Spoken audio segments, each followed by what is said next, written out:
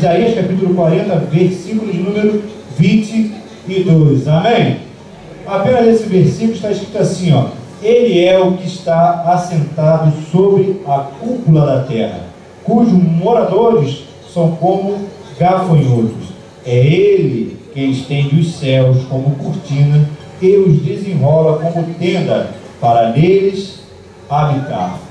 Aqui, queridos, Isaías fala conosco de maneira simples, de maneira direta. Existem alguns textos da Bíblia que eu pactuo da mesma visão que você, que nós temos que ler, reler, para nós alcançarmos o entendimento daquilo que está escrito. As cartas de Paulo, por exemplo, são cartas que nós temos que ler, reler novamente. O livro de Apocalipse é um livro que desafia o nosso entendimento, que realmente faz com que nós venhamos a subir de estágio no nosso palavreado, naquilo que nós temos como verbo, verbete. É um livro que nos incita a buscar cada dia mais da cultura da nossa palavra, para que nós possamos acompanhar aquilo que o livro fala para cada um de nós.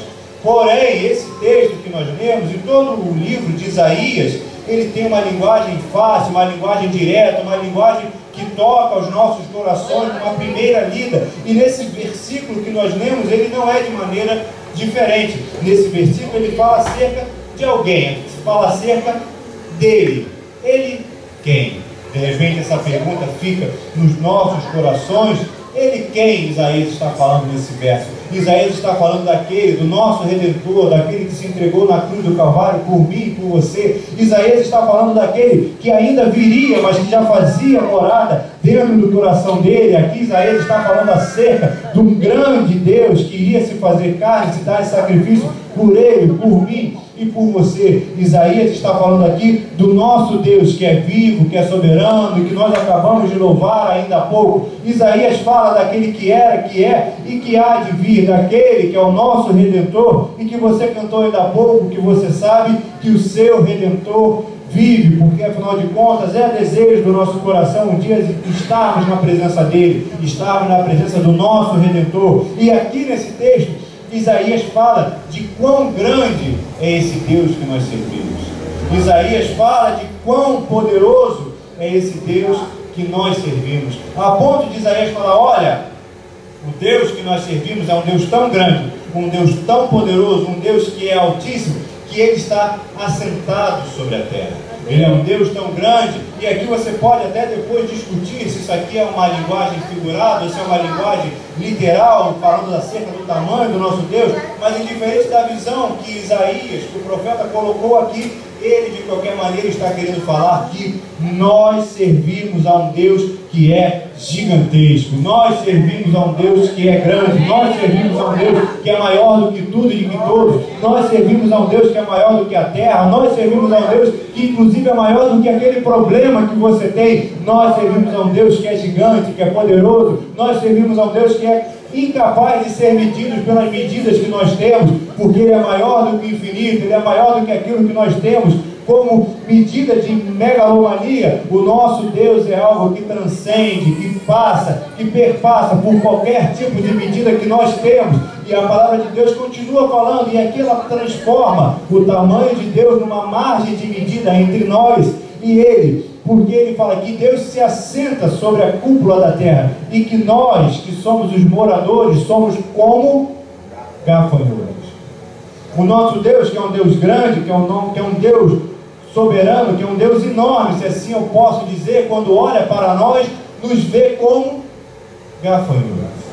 Nos vê como algo muito pequeno. Eu não sei se você já teve a oportunidade de ver um gafanhoto, mas um gafanhoto é algo praticamente insignificante à nossa realidade. Para mim, para você, quando nós nos deparamos com um gafanhoto, quando nós olhamos para aquele pequeno inseto, nós temos a consciência que nós podemos acabar com a vida daquele pequeno inseto com um pisão. Nós podemos acabar com a vida daquele pequeno inseto com um tapa. Nós podemos acabar com a vida daquele pequeno inseto até sem querer. Porque por vezes nós estamos caminhando e quando vemos que pisei no gafanhoto. Sem querer, eu pisei no gafanhoto. Um gafanhoto é algo tão pequeno para nós que ele é insignificante. E nós, para com Deus, nós temos essa medida de grandeza também. Quando Deus olha para nós, Ele nos vê como um gafanhoto. E nessa perspectiva, Deus pode acabar com a nossa vida com apenas um estalar de Deus. Deus poderia acabar conosco com apenas um caminhar desapercebido. Nós, para Deus, somos algo tão pequeno que, até por um descuido, Deus poderia acabar conosco.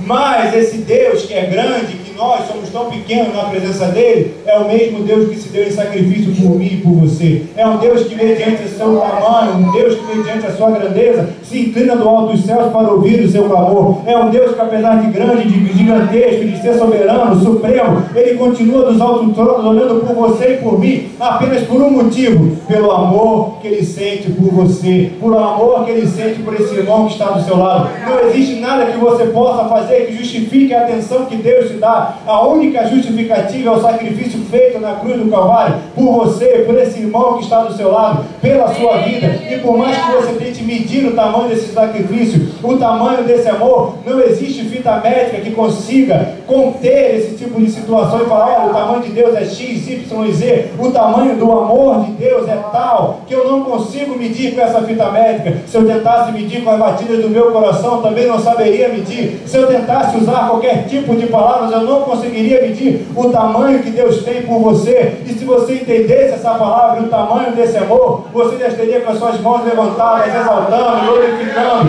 a esse Deus que, apesar de grande, soberano e maravilhoso, um dia resolveu se entregar em sacrifício na cruz por você. Então, por favor, exalte ao nome daquele que se entregou por você, porque ele fez algo especial na presença do Deus soberano, que foi te amar primeiro. Existe um Deus no céu que, apesar de grande, de você ser tão pequenininho, um gafanhoto, um vermezinho de Jacó, ele se importa com aquilo que você passa, ele se importa com o problema que você está passando. Então, por favor, glorifique a esse Deus que está no alto dos céus, sim, mas que se inclina do alto do trono olhando por você nessa noite. Existe um Deus que ora por você. E a palavra continua falando que Ele estende os céus como cortina. Nós olhamos para o que a NASA diz, nós olhamos para o que os cientistas dizem, para o que os estudiosos do espaço dizem, e eles dizem que o espaço é infinito. Nós, quando olhamos para os céus, para as estrelas, nós temos o conhecimento que as estrelas são infinitas.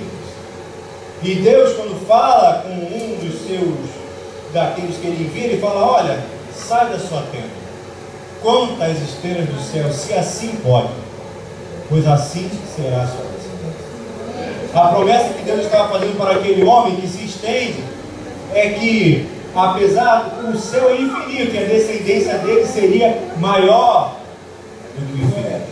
Como pode um Deus que tem essa ordem de grandeza, que consegue multiplicar o infinito em 2 vezes, Ele estende esses céus e os desenrola como tenda para neles habitar?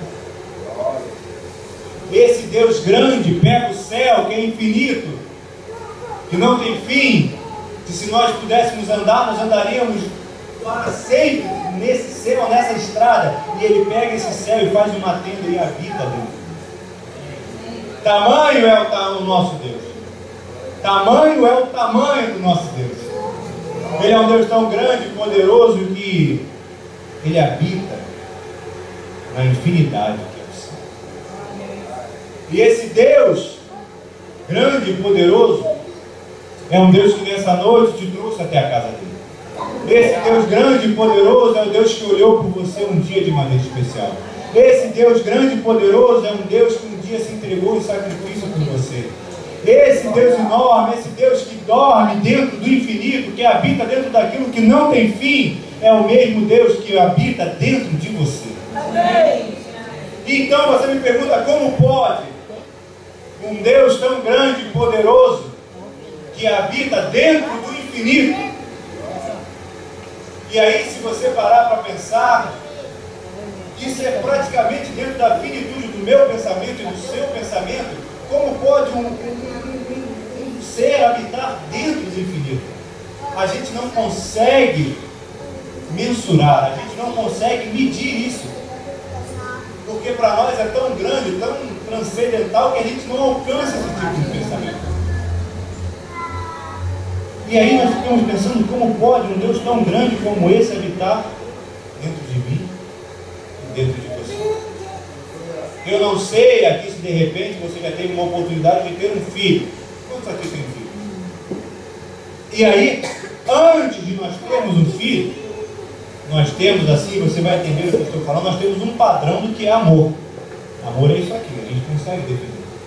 Depois que a gente tem um filho, a gente passa a olhar para o filho e de vez em quando dá até vontade de chorar. Eu falo, meu Deus, eu amo tanto essa figura aqui que me dá até vontade de chorar. Como é que pode isso? Porque o amor vira uma coisa que a gente não consegue explicar. E isso acaba por habitar dentro de nós e por vezes a única maneira que nós temos de explicar as coisas é usando a palavra amor.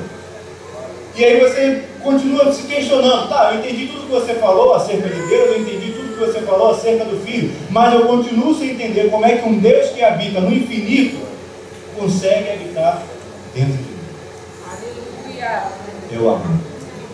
A única explicação que tem para que esse Deus tão grande consiga se moldar e caber dentro de nós é através do amor que Ele sente por você, por mim e por esse irmão que está do seu lado. Esse Deus que é grande, soberano, maravilhoso, aplauda a Deus no seu melhor. A única explicação para Deus caber dentro de nós é o amor que Ele sente. Que Ele se amolda, Ele se afofa e dá um jeito de caber dentro de nós. E isso é inexplicável para o Senhor. Assim como se você começar a tentar explicar para alguém, olha, eu vou na igreja quarta-feira de noite. A pessoa vai falar para você, eu não estou te entendendo. Já não foi domingo? Verdade, não foi domingo. Você já não foi segunda? Não, já fui segunda também. E você vai quarta-feira de novo? Não, vou quarta-feira de novo. Vai com o jogo do Fluminense? Aí você fala, mas eu não sou tricolor. Aí vai falar assim, mas é sempre bom ver alguém apanhando. Aí você fala, não, mas eu não quero saber de Fluminense. A pessoa fala, rapaz, eu não estou te entendendo. Essa pessoa com quem você está conversando, ela jamais vai conseguir entender. Porque ela não sente o amor que você sente da parte de Deus na sua vida. E por mais que você sempre tente debater, falar, constranger, explicar, não, eu vou à igreja segunda, eu vou terça, eu vou quarta, e aí quinta não tem culto, mas eu caço um buraco aí, me enfio lá e fico orando, falando com Deus, e na sexta também eu venho para a aula, e no sábado eu vou para a juventude, e assim eu vou vivendo, a pessoa fala, rapaz, você é maluco? Você fala, não, eu entendi o amor. Eu persigo dioturnamente, porque eu quero, além de entender esse amor de Deus, eu quero mergulhar cada dia mais nessas águas. E estranhamente, Deus hoje te convenceu a vir à Rua do Catete número 54. Agora nós temos número, tá? Se você depois passar ali, olhar na passagem, tem 54, assim, grandão. E isso é fruto do seu amor pela casa de Deus. Você um dia entendeu que Deus, quando te prospera, Ele não está prosperando você, Ele está prosperando a casa dele. Porque quando Deus te prospera, você fica capacitado de contribuir mais com a casa dele, que por sua vez é sua casa também. E aí vira um mistério tão grande, um bolo de lá, um bolo de cá, que só entende quem já experimentou o amor de Deus, quem já fez morada no amor de Deus.